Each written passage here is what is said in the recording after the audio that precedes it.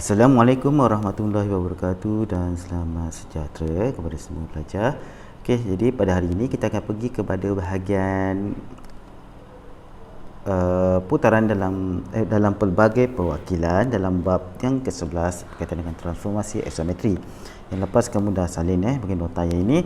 Jadi cikgu akan terangkan bagaimana kita menggunakan yang dikatakan sebagai putaran tersebut.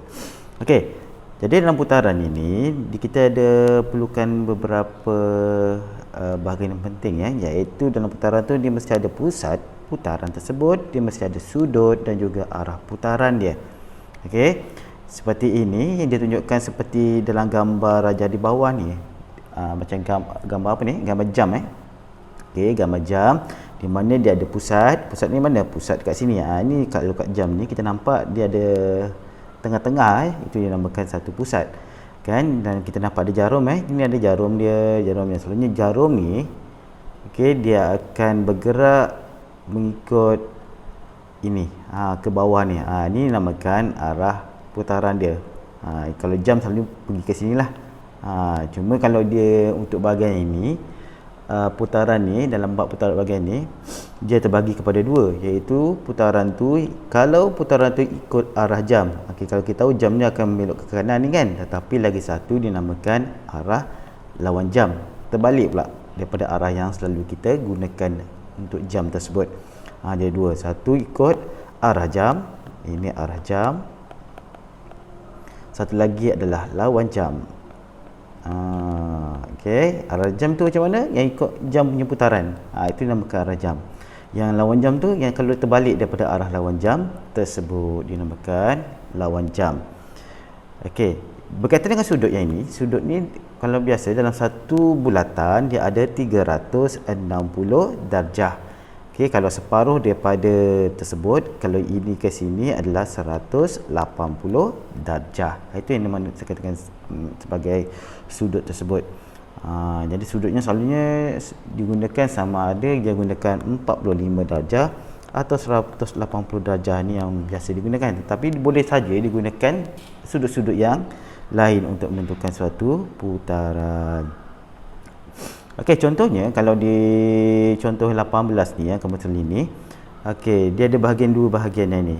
Okey, satu disebut putaran 90 darjah ikut arah jam. Satu lagi putaran 90 lawan arah jam. Jadi kita lihat bagaimana. Okey, untuk yang A. Okey, katalah dekat sini dia mesti ada satu objek dan satu image. Okey, macam mana kita nak kenal satu objek satu image? Okey, yang ini adalah dia punya objek. Nampak? Macam ini. Ini adalah objek dia. Kenal objek dia. Dua-dua ada A, B, C, D.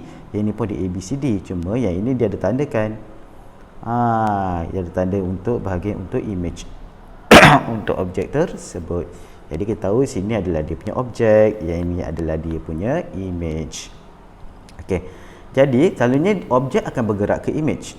Okey, objek akan bergerak ke image. Maksudnya ini adalah objek, dia akan bergerak ke ini. Ini adalah bahagian pergerakan yang kedua. Objek ini, image yang ini. Jadi dia bergerak ke sini. Okey, jadi kat sini ini adalah dia punya pusat putaran. Okey, ini adalah dia punya pusat putaran tadi kan? Pusat pusat putaran yang kita akan gunakan. Okey, jadi ini ke sini. Jadi maksudnya dia bergerak ke sini daripada objek ke image. Jadi kalau ikut arah panah cikgu punya pen ini, dia menunjukkan dia macam ikut arah jam. Tu sebabnya dekat sini cakap putaran 90 darjah. Kenapa 90 darjah? Yang ini ke sini digunakan 90 darjah ikut arah jam pada titik T. T adalah dia punya pusat tu tadi. Itu yang namakan macam itu. Okey, untuk yang B pula sama juga, kita ada S. S adalah dia punya pusat dia. Okey. Jadi kat ni kita tentukan mana satu objek, mana satu image. Okey, kalau di sini kita nampak bahawa ini adalah dia punya objek, yang ini adalah dia punya image. Kenapa? Ini ada tanda A, yang ada A ada tanda dia menunjukkan dia adalah image. Jadi selalu objek akan pergi kepada image. So dia akan gerak ke sana. Kalau tengok anak panah dia menunjukkan dia lawan arah jam. Jadi itu sebabnya kat sini cakap putaran 90 darjah, sini 90 darjah lawan arah jam pada titik S kat sini. Okey, itu yang menunjukkan cikgu nak tunjukkan bagaimana dia ikut arah jam dan juga lawan arah jam untuk contoh yang ke-18. Okey, nanti kita akan pergi kepada contoh yang ke-19, bagaimana kita nak tentukan bentuk dia. Kalau bentuk ni tak ada masalah kan, sama saja, cuma nanti kita lihat kenapa dia boleh terbalik kat sini. Ya, okey.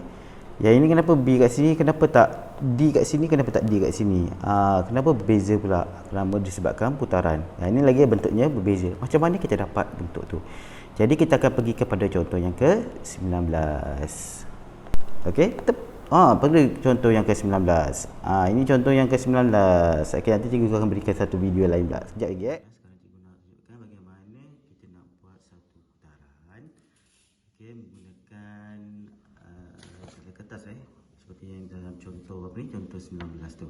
Bagaimana kita nak buat? Yang pertama kita perlukan adalah selai kertas. Kita tak kira besar. Lepas tu kita perlukan pembaris dan kita perlukan adalah satu pensel kat sini. Okey, langkah yang pertama, cikgu akan lukiskan dahulu kat sini. Kita gunakan kertas tadi tu. Kertas ni juga ambil dekat sini, cikgu akan lukiskan mengikut gambar tersebut lah. Okey, pastikan kalau ini tak kira mana penjuru dia, katalah cikgu ambil kat sini. Pastikan nampak bayang-bayang dia bayang-bayang untuk gambar tersebut dan kita lukiskan di atas kertas tersebut. Cikgu lukiskan sekarang. Okey, cikgu tandakan dahulu kalau dekat sini. Cara dekat sini, cara dekat sini, penjuru dia. Satu lagi penjurunya adalah di sini. Kita cikgu lukiskan. Lukiskan segitiga tersebut macam ini. Pastikan dia tegak. Okey, jadi kita dah lukiskan dia punya objek untuk gambar tersebut. Sekarang kita nak buat putaran. Bila sebut putaran, dia mesti ada titik atau pusat putaran dia. Pusat putaran ni kat mana? Kat sini. Ya, di putaran. Jadi daripada sini tu kita pastikan kita kena putar dekat situ. Jadi kena tekan dekat sini, dekat mana tu? Katalah titik A dekat sini. Ni kan? Kalau kita gunakan penjuru lah. Tapi kalau kat sini, benda ni yang kita akan tekan supaya kita akan putarkan. Okey, nak tekan tu macam mana? Gunakan satu benda yang tanyalah. Contoh cikgu akan gunakan inilah. Cikgu guna pensel pun boleh, guna apa pun boleh. Okey, cikgu gunakan yang ni. Katalah cikgu gunakan benda ni. Cikgu tekan dekat sini. Lepas tu cikgu akan putarkan dia. Cikgu putarkan dia. Nampak? Cikgu putarkan. Kalau putarkan ni, yang bawah ikut sekali Yang putarkan. Yang ni cikgu putarkan. Yang ini adalah putaran 90 darjah lawan arah jam. Jadi bentuk dia akan jadi macam ni. Ini baru. Jadi bila kita putarkan, dia akan jadi macam ini. Itu kalau diputarkan putarkan 90 darjah lawan arah jam. Kalau 180, dia akan pusing sini sampai sini. 180 darjah. Contoh macam ni. Ini adalah bentuk kalau 180 darjah. Contohnya macam inilah. Tak nampak depan dia. Jadi kalau 90 darjah dia macam ini, ini dia putaran dia. Okey, macam itu cara dia. Jadi langkah yang pertama tadi apa? Kita lukiskan. Ini cara kita untuk buat putaran yang mudah. Okey, daripada tadi tu, selepas kita lukiskan, yang tadi tu lukiskan gunakan kertas, pensel dan juga pembaris tadi, yang cikgu lukiskan tadi, yang cikgu lukiskan dulu yang bentuk ni. Lepas cikgu putarkan dia akan bentuk gambar tadi kan. Yang ni yang ditunjukkan seperti itu. Yang mana kita dah lukis tadi, kita cikgu tekan tadi, cikgu pusingkan kertas tersebut dan bentuknya berubah jadi benda ni. Tu sebabnya yang nilai P ni bawah ni tadi titik awal tu, ini P dia. Yang bawah sini jadi kat sini, yang ini Q ni jadi kat sini. Dan tadi juga putarkan 90 darjah. Kalau putaran 180 darjah tadi, bentuk dia dah lain pula. Okey, bentuknya macam ni. Bentuk dia mungkin macam ini. Cerita tadi kan yang dalam gambar yang cikgu tunjukkan dalam video tadi. Bentuk dia macam itu. Tu macam mana bentuk dia boleh berubah daripada bahagian-bahagian tersebut. Okey, kita kembali kepada yang bawah tadi. Jadi kita lengkap untuk contoh yang ke-19. Tapi sebelah sini. Okey, yang kedua, cara tadi kaedah yang pertama tadi, kaedah apa tadi? Kita tadi gunakan kertas surih kertas. Yang kedua kita gunakan protector. Okey, gunakan protektor untuk kita pusingkan. Jadi protektor tahu kan yang ini jangka sudut. Protektor tu adalah jangka sudut yang bentuk macam apa namanya, separuh bulatan tersebut kita akan gunakan tu. Jadi bila kita gunakan yang itu, kita akan pastikan setiap bahagian tu tandakan. Contohnya yang ini, kita gunakan jangka sudut, tentukan yang ini berapa 90 darjah. Okey, dapat kat sini ini berapa, 1 2 3 kan. Jadi di sini tandakan dulu. Stop kat sini, tandakan dulu kat sini. Ini katalah P, letak kat situ. Lepas tu gunakan jangka sudut pula. Protektor tadi letak juga kat sini. Berapa?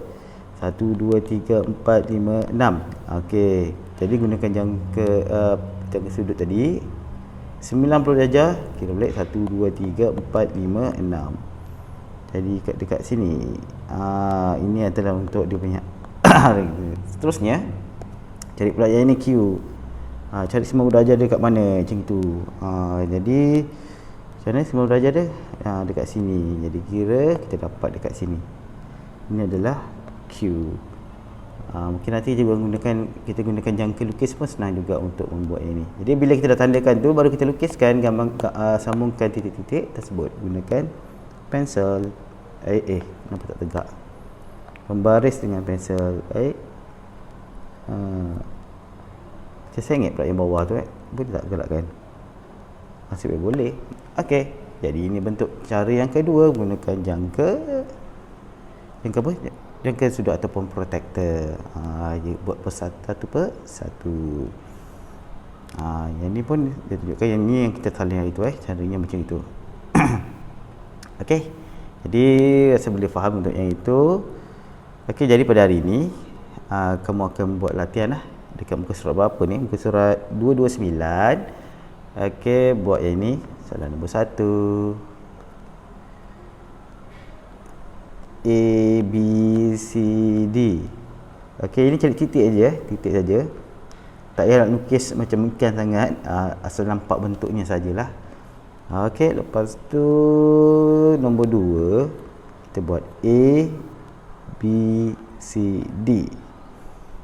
Okey, jadi itu saja untuk hari ini. Okey, kita jumpa lagi nanti untuk kelas akad seterusnya. Okay, Assalamualaikum warahmatullahi wabarakatuh dan selamat siang. Selamat pagi semua.